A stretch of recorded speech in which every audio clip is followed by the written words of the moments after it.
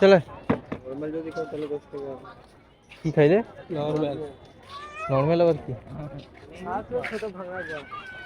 ভাঙাগুলা দিবে। এই 10 টাকাগুলা টাঙাও নি কেনি তুমি? কিছু একটা ব্যাপার আছে তাহলে। হ্যাঁ, কি ব্যাপার? ছোট তো আলাদা কিনি গো কুলপিটা, আলাদা কালার কিনি গো।